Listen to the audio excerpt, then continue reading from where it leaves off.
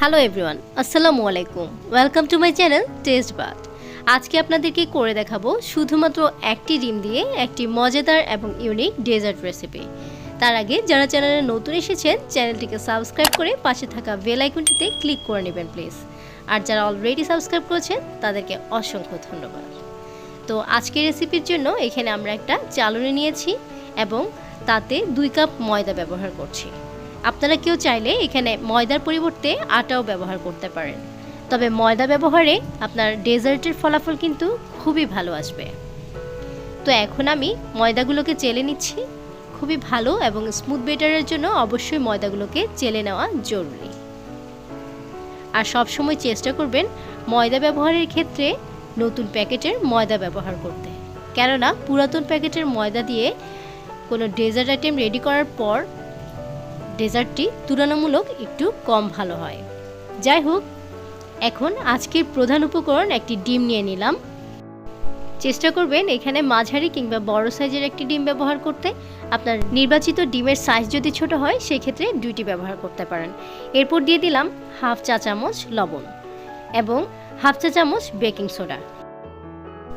এখন সবগুলো উপকরণকে খুব ভালোভাবে মিশিয়ে নেব। চেষ্টা করতে হবে ডিমটি যেন অবশ্যই ময়দার সাথে খুব ভালোভাবে মিশে যায়। এখন দিয়ে দিব 1/3 কাপ চিনি।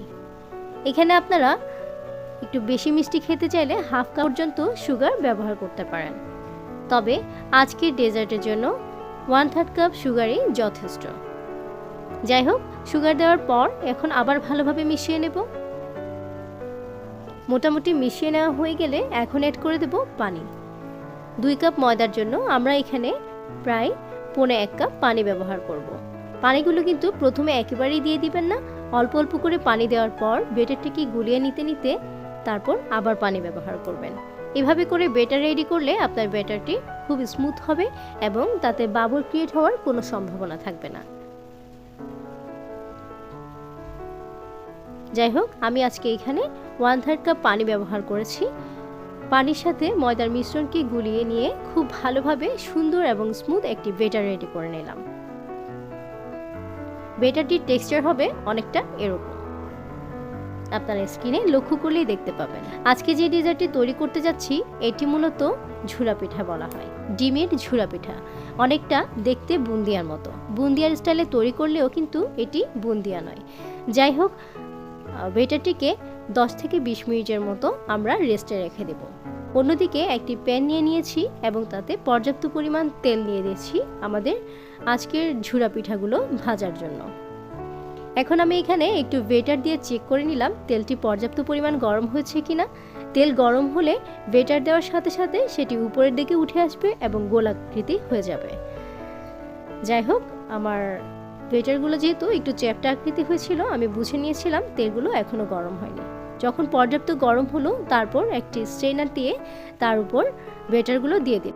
স্ক্রিনে লক্ষ্য করলেই দেখতে পাবেন অনেকটা বুন্দিয়ার মতো করেই এই বেটারগুলো ঢেলে তৈরি করতে হয়। ঝাঁকাঝাঁকি কিংবা নাড়ানাড়ির কোনো প্রয়োজন নেই। আপনি বেটারগুলো নিচের দিকে গড়িয়ে পড়বে, তাহলে কিন্তু আপনার আজকের ডিমের ঝুরা পিঠার শেপগুলো সুন্দর আসবে।